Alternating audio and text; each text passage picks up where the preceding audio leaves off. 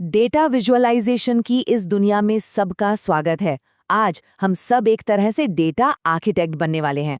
मतलब हम सीखेंगे कि कैसे कच्चे डेटा को एक खूबसूरत और जानकारी से भरे बार चार्ट में बदला जाए। तो चलिए शुरू करते हैं। तो सबसे पहला सवाल, बार चार्ट ही क्यों?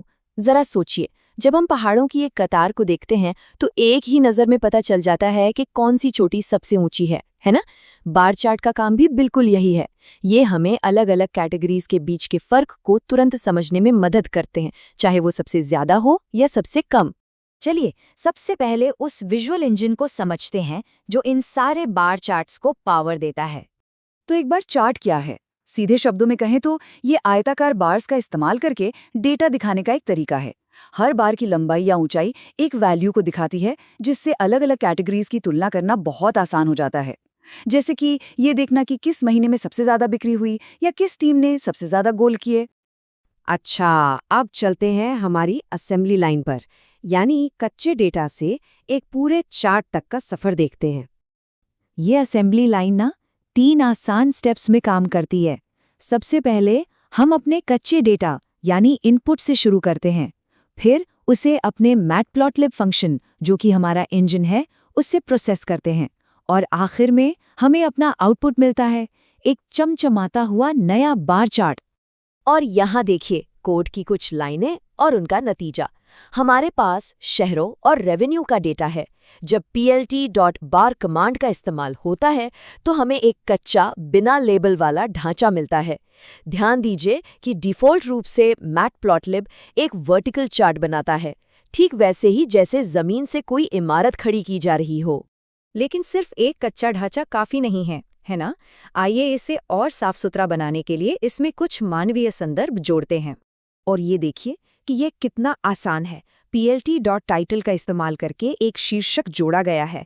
फिर plt.xlabel और plt.ylabel से हम ये बताते हैं कि x और y एक्सिस आखिर दिखा क्या रहे हैं। बस इन आसान से कमांड से हमारा कच्चा चार्ट बातचीत करने का एक साफ जरिया बन जाता है। इस बात को हमेशा याद रखना है, बिना लेबल्स के हमारा चार्ट सिर्फ कुछ आकृतियां हैं, कोई कहानी नहीं। इसलिए अपने डेटा को हमेशा एक संदर्भ दें। तो अब एक आर्किटेक्ट की तरह सोचने का समय आ गया है। हमें क्या चुनना चाहिए, वर्टिकल या हॉरिजॉन्टल? देखिए, इसे हॉरिजॉन्टल में बदलना तो बहुत ही आसान है। plt.bar की जगह हम plt.barh का इस्तेमाल करते हैं।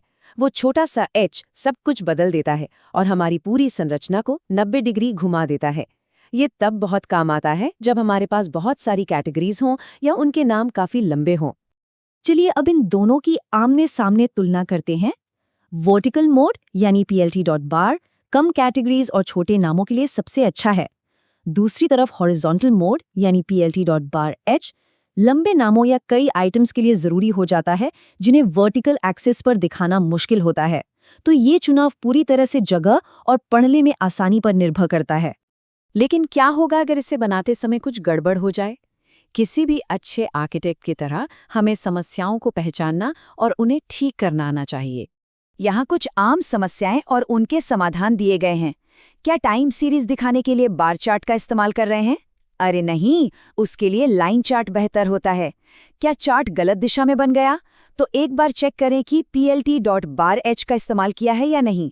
और अगर कभी plt को लेकर कोई एरर आए तो याद रखें, हमेशा import matplotlib.pyplot as plt से ही शुरुआत करनी है।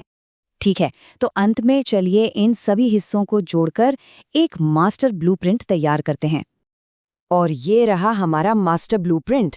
हमने कच्चा डेटा लिया, उसे plt.barh के साथ हॉरिजॉन्टल बनाया, उसे एक टाइटल और लेबल्स के साथ एक मतलब दिया और plt.show के साथ उसे सबके सामने पेश कर दिया। ये है शुरू से अंत तक की पूरी यात्रा। अब आपकी बारी है। ये रहा आपका कच्चा माल और एक खाली कैनवस। काम ये है कि इस डेटा को एक साफ, जानकारी भरी कहानी में बदलना है। इस चुनौती को स्वीकार करें और देखें कि क्या बनाया जा सकता है। याद रखें, सवाल ये नहीं है कि क्या एक चार्ट बनाया जा सकता है, बल्कि ये है कि कितनी अच्छी कहानी कही जा सकती है।